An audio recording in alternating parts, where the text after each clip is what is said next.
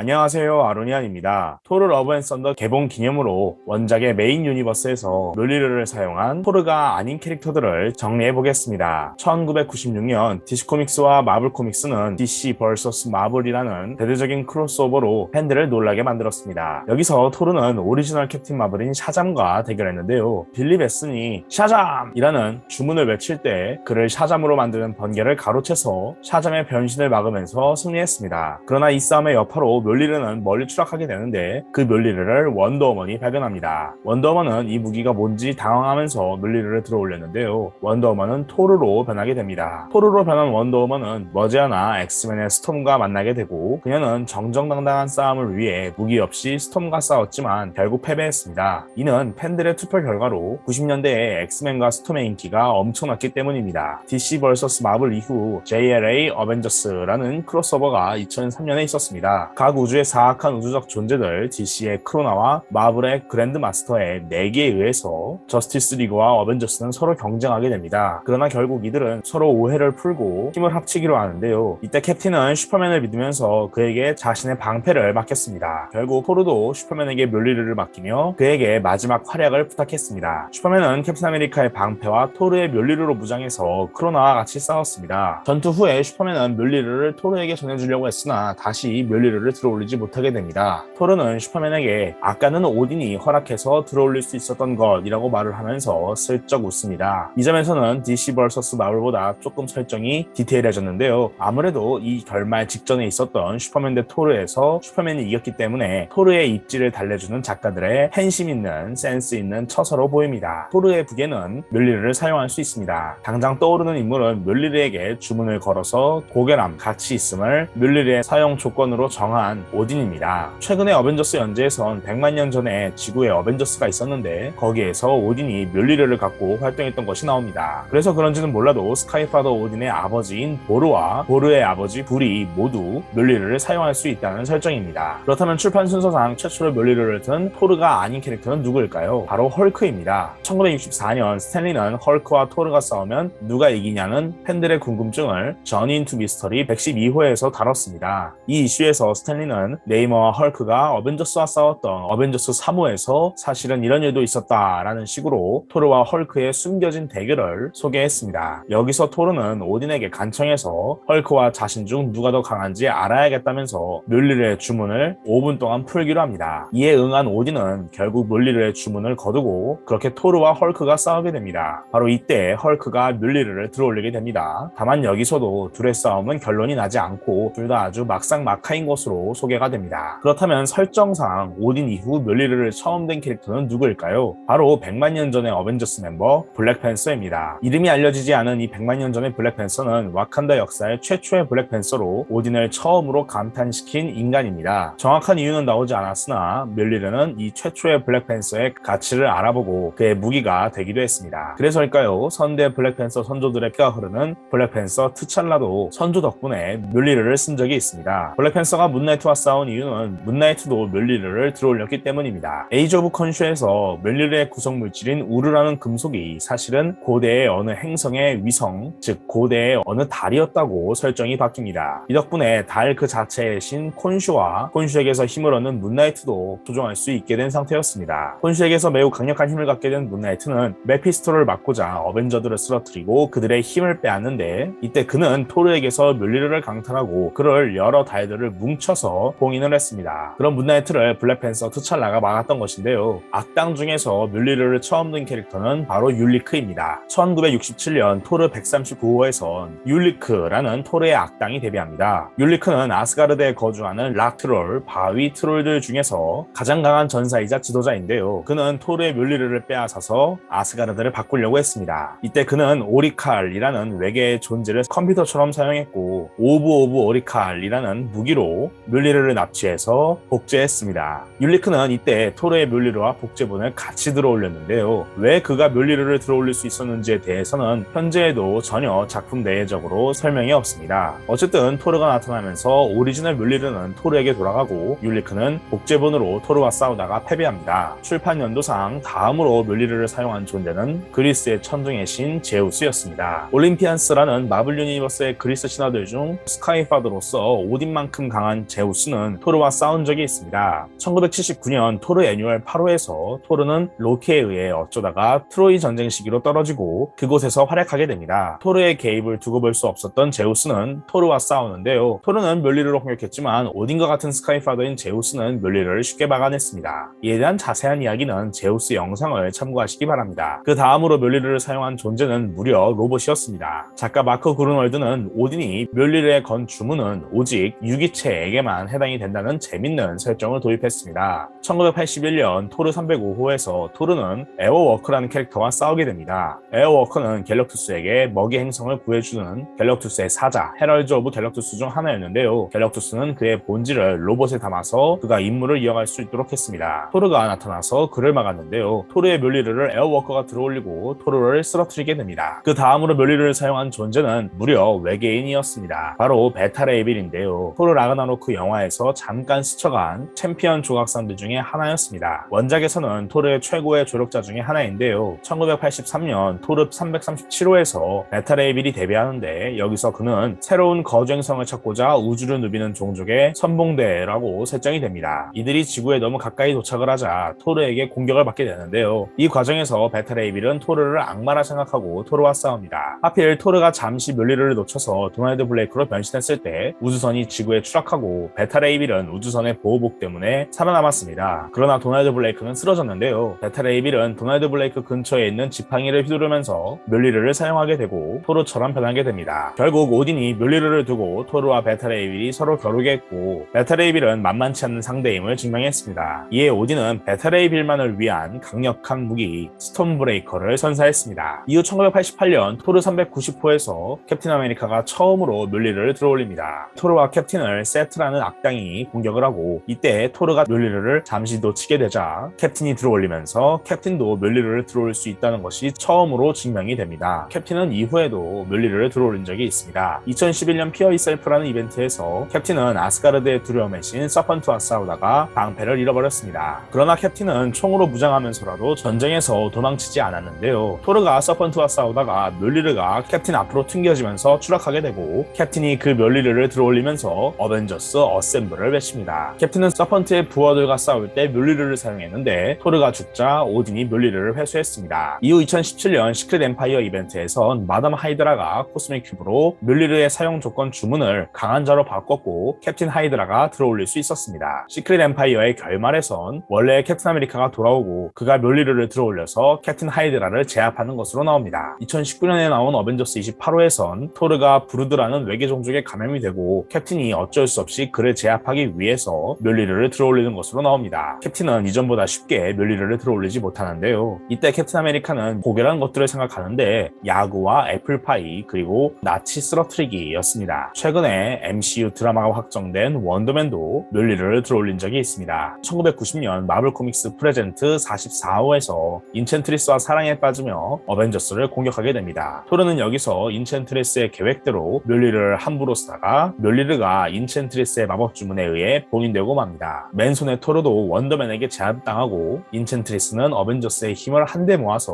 원더맨을 신처럼 만듭니다. 하지만 신처럼 강해진 원더맨은 오히려 진실을 보게 되고 인첸트리스가 자신을 속이고 이용한 것에 분개하며 멸리르를 사용해서 인첸트리스를 제압하고 히어로들을 풀어줍니다. 어썸 안드로이드는 판타스틱4 관련 캐릭터로 미스터 판타스틱이 발견한 불완전한 분자와 유인원이 판타스틱4의 악당 매드싱커에 의해 합쳐지면서 만들어진 캐릭터입니다. 그래서 능력을 흡수하는 능력을 갖고 있는데요. 점차 시간이 지나자 매드싱커는 초능력 말고도 그 사람의 재능이나 성격을 흡수하도록 만들었습니다. 이로 인해 점차 어썸 안드로이드는 지성과 감성을 갖게 됩니다. 토르에게서 멸리르를 잠시 빼앗은 어썸 안드로이드는 토르에게서 고결함, 가치 있음을 흡수하게 되었다고 토르에게 판정을 받고 이후 자신을 어썸 앤디라고 이름을 부르면서 히어로가 됩니다. 엑스맨 애뉴얼 9호에서 로키는 스톰캐스터라는 유사 멸리르를 스톰에게 주어서 그녀가 폭풍의 신이 되도록 만든 적이 있습니다. 한참 뒤 시즈 오브 아스가르드 이후에 토르는 아스가르드의 잔해에서 스톰캐스터를 발견하고 스톰에게 주었습니다. 당시 스톰이 날씨 조종 능력을 잃어버렸기 때문이었습니다. 그러나 로키는 스톰캐스터의 주문을 미리 걸어서 스톰을 토르와 싸우게 만들었고 토르와의 강렬한 전투 후에 스톰은 정신을 찾고 스톰캐스터를 포기하기로 합니다. 토르가 멸리르를 건네자 스톰은 멸리르를 들고 스톰캐스터를 파괴합니다.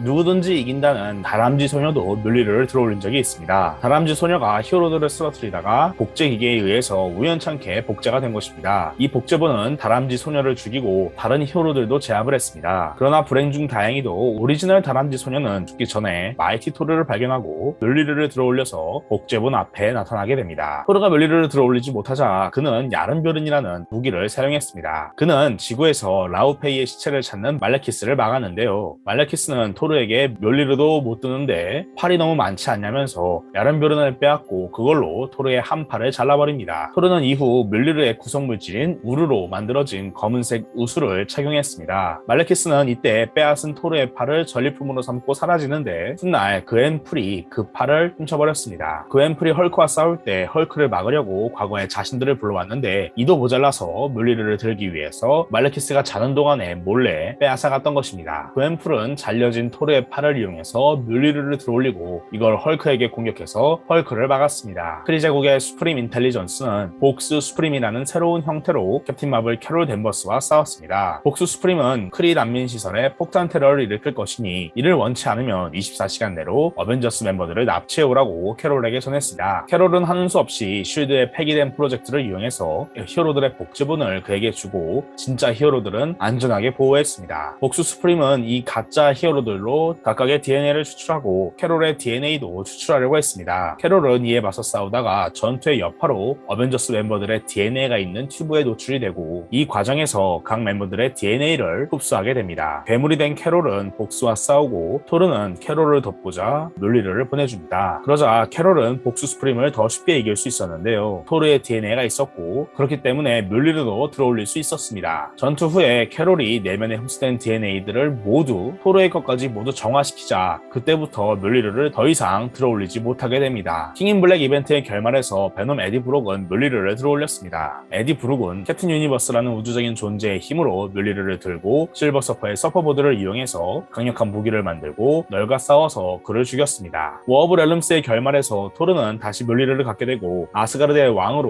오딘에게 인정을 받습니다. 그러나 그에게는 머지않아 문제가 생기는데요. 뮬리르가 조금씩 무거워지고 있었기 때문입니다. 이에 대해 걱정이 된 토르는 한번 시험해보고자 뮬리르를 브룩스턴에 떨어뜨렸습니다. 최초 발견자는 아담 아지즈라는 인간 정비사였는데요. 토르가 그렇게 바꿨기 때문에 뮬리르에는 아이언맨의 연락처가 뜨게 됩니다. 결국 아담 아지즈가 아이언맨에게 전화를 걸고 아이언맨이 현장에 와서 문제를 해결하려고 하는 동안에 현장에 가장 가까이에 있었던 아담 아지즈가 뮬리르를 들고 토르처럼 변하게 됩니다. 이는 뮬리르가 가장 최근에 파괴되었을 때 괴물 망고그와 같이 파괴가 되었고 워 오브 렐름스의 결말에서 다시 복구가 될 때 망고그에 의해 뮬리르가 타락했고 스스로 지성을 갖게 되어서 토르의 말을 듣지 않게 된 것이었습니다. 이를 아직 몰랐던 토르는 현장에 나타나서 우선 뮬리르를 가져가려고 하는데요. 아이언맨이 나타나서 뮬리르를 빼앗습니다. 아이언맨은 이젠 누구나 뮬리르를 들어올릴 수 있다는 것을 확인하면서 이걸 무책임하게 브룩스턴에 던진 토르를 강력하게 질책했습니다. 행여 닥터둠이 찾으러 왔으면 어떡할 뻔했냐는 뜻이었습니다. 토르는 그럴 일이 절대 없었을 것이라면서 아이언맨이 뮬리르로 무장했어도 자신은 여전히 신이고 토니는 그저 폭풍우 속의 양철 인간이라고 이야기합니다. 아이언맨은 알겠다면서 뮬리르를 선뜻 넘겨주고 자신의 사정도 이해해달라고 말합니다. 토르는 당연하다면서 웃고 토니는 자신이 뮬리르로 토르를 한 방 먹이는 걸 다 기록해놨다면서 웃으면서 떠납니다. 이후 토르는 아담 아지즈의 소원을 들어주어서 그가 뮬리르와 같이 비행을 할 수 있도록 해주고 아스가르드로 돌아갑니다. 헐크의 새로운 자